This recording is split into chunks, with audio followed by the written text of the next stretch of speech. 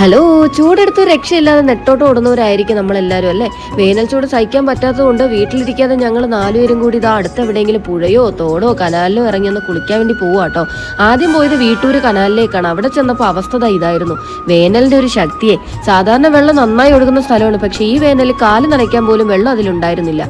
പിന്നെ അവിടെ നിന്ന് ഇറങ്ങി അടുത്ത സ്ഥലത്തേക്ക്, അടുത്തത് പഴുതാരക്കുളത്തിലേക്കാണ് കേട്ടോ. പേര് കേട്ടപ്പോൾ എനിക്കൊരു അതിശയം തോന്നി.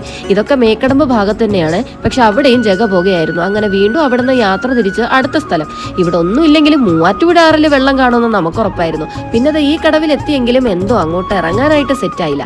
അവസാനം മേക്കടമ്പിൽ തന്നെ ആറാട്ട് കടവിൽ നല്ലൊരു സ്പോട്ട് കിട്ടി.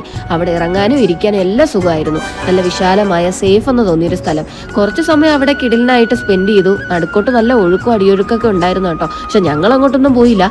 എനിക്കാണെങ്കിൽ വെള്ളം പേടിയായത് കൊണ്ട് ഞാൻ ഇറങ്ങിയതേ ഇല്ല. കാല് വെള്ളത്തിലിട്ട് ചുമ്മാ ഇങ്ങനെ ഇരുന്നു. അച്ഛനും അമ്മയ്ക്കും ഒക്കെ നീന്തൽ അറിയാവുന്നതുകൊണ്ട് അവർ കൂളായിട്ട് ഇറങ്ങി. വെള്ളത്തിൽ ചെറിയ മീനുകളൊക്കെ ഉണ്ടായിരുന്നു. നല്ല തണുപ്പും ഭയങ്കര സൈലൻസും. അങ്ങനെ കുറച്ചു നേരം അവിടെ കിടിലിനായിട്ട് ടൈം സ്പെൻഡ് ചെയ്തു. വീട്ടിനടുത്ത് ഇത്തരത്തിലുള്ള ഇടങ്ങളുണ്ടെങ്കിൽ അങ്ങേയറ്റം സുരക്ഷിതമായി മാത്രം നിൽക്കുക. എപ്പോഴും സേഫ്റ്റിക്ക് പ്രാധാന്യം കൊടുക്കണം കേട്ടോ. എന്നാലും ഈ വേനൽ ചൂടിൽ നേരിയ ആശ്വാസം കിട്ടിയതുപോലെ. അപ്പൊ ടാറ്റാ, അടുത്ത വ്ലോഗിൽ കാണാം.